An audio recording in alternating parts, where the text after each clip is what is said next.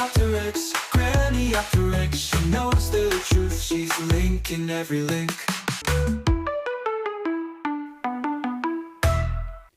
Hello.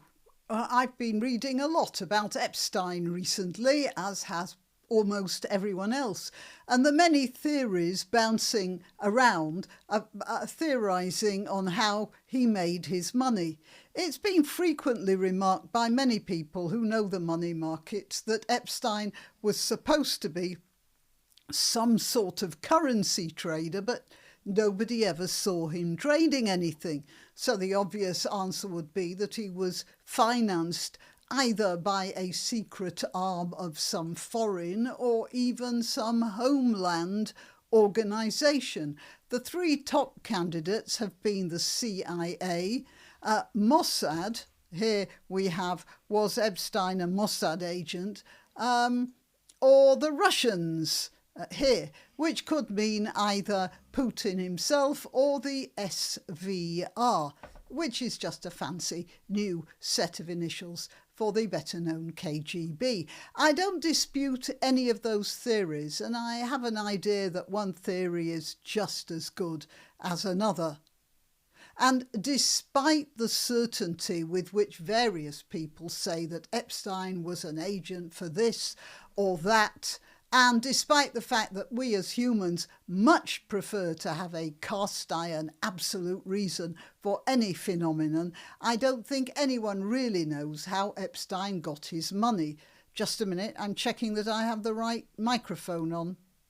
No, I had the computer microphone on, which means you were probably hearing my dog snoring in the background. But now I'm on this microphone, it's a little more directional. Anyway, I don't think anyone really knows how Epstein got the money the fabulous wealth he did get. But what I haven't heard was that Epstein amassed this enormous pile of money all by his own efforts. I know it does seem a bit fantastic, but I reckon it's just as possible as any other way, and I'll explain my line of reasoning now. You see, going into the Epstein story, I noticed a pattern about his behaviour that involved an ability, a genius ability, to pick out the specific weaknesses of different groups or even people. Let's take the scientific community, for instance. This is an article in Nature. He was a very generous donor to all sorts of scientific work, and he had a list of, according to them, of around 30 people described in this article as being top scientists with whom he had some sort of personal relationship. Now, top scientists are the ones who head the research projects. So if you have a working relationship with Professor A, then you'll have all of his research team or teams or entire departments in your sphere of influence. Now, scientists have two weaknesses. I can tell you this from personal experience. They have two weaknesses that can be exploited, and the first is money. Research needs student troops to do the grunt work. It needs facilities, it needs budgets for travel and literature. Most of you wouldn't believe what an advanced maths book costs. Here, this is a screenshot from a random page of one of the most prestigious scientific publishers in the world, the Dutch company Elsevier, founded in 1880. And I didn't comb through Elsevier's list to find this. It was the first one that popped up, and it's around mid-range. Look at this, $112.50. So you can see any academic institution would always be looking down the back of the sofa, even for something as basic as book money. Now, in Harvard, they called Epstein Voldemort, apparently. You know, Voldemort, he who should not be named. They knew he was dirty, but they didn't know exactly how, and they didn't ask too many questions either, just so long as that money kept rolling in. Disgraced hedge fund manager Jeffrey Epstein was attending on-campus meetings as recently as 2014 with professors at Harvard University, a school he'd supported with at least one multi-million-dollar donation. Even though the registered sex offenders' ties to the school had already raised questions, they didn't care because they were more focused on just getting enough money for their research. So with all his scientific links, Epstein knew a lot about the latest developments. Eric Weinstein was in an interview and said that he was astonished when Epstein first met him because he not only knew all about Weinstein's research, but he could talk knowledgeably about it. There is no doubt that Epstein was a very smart man. And if you know enough about where research is heading, then you'll be able to invest very advantageously in their commercial application. For instance, this is in Novara Media, Jeffrey Epstein co-owned venture capital fund with Palantir's Peter Thiel. Peter Thiel was the founder of the spy tech firm Palantir, which is now deeply embedded in the British state. And we might say when Keir Starmer went to New York, he took time out from his visits to various politicians to go round some Palantir facility there. Palantir is it's a really huge business because spy tech is a very big money maker. All sorts of government will pay millions to acquire their products.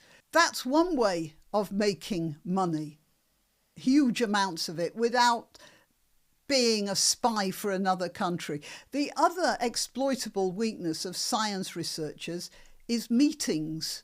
When there are conferences with different disciplines talking to each other, ideas blossom, all sorts of things develop from conferences. So Epstein tempted the scientific community with conferences. Here are 3 examples. This is the Mindshift conference held on Little St. James. This event included prominent figures in science and technology such as Leonard Mlodinow and Gerald Sussman. Then there's thematic focus. The Jeffrey Epstein the Sixth Foundation organised meetings centred on complex, high-level scientific topics.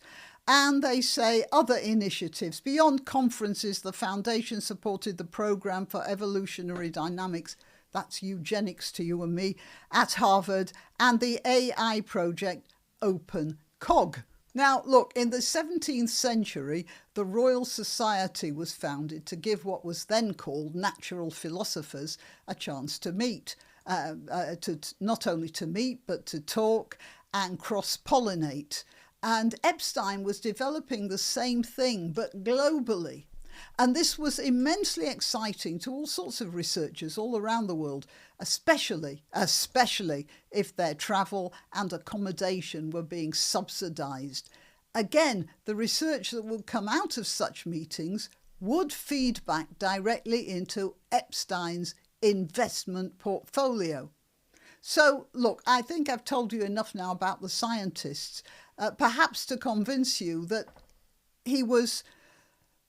it's quite possible that he was making money simply out of all this scientific research. Right, so I think I've given you enough information there to at least raise a doubt about where Epstein got his money from. It doesn't have to have been from some governmental secret service. Now let's move on to the politics. I think we all know that politics is a dirty business that requires a good deal of aggression and jostling. So the weakness of such testosterone-rich people as make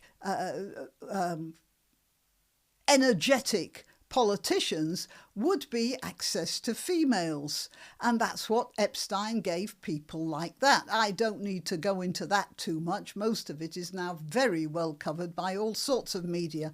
But again, all his political contacts would have been a rich harvest for investment opportunities. The simplest one and the most obvious one to know about right now is that it appears both Peter Mandelson and the then Prince Andrew were giving Epstein insider information, and a lot of it, just one item from the stuff they gave him, would have made anyone a millionaire. Oh gosh, Tony Blair, how did he get into this? No, definitely he had nothing to do with anything like that, of course. I have no idea how that slipped in. Let's move on. And as for the Mandelson and Andrew thing, it wouldn't be just Britain, would it? Imagine this network of leaky contacts extended to other countries all over the world. Epstein was in Kazakhstan rather a lot, as it turns out. Now, who knows what goes on in Kazakhstan? And as it so happens, when he went to Kazakhstan, he went there through a lot of Russian ports. Who knows what sort of people he met on the way there? And while we're talking about Kazakhstan, let's get on to the matter of Epstein's mysterious lack of any sort of dealing record. I'm not saying that I have the key to the mystery, but I do have a question. If much of his success came from insider information, it would make sense that he would work through proxies, wouldn't it? For instance, if he bet on the euro just before there was a bailout that he knew was coming, well, that might be considered a lucky break if it happened just the once.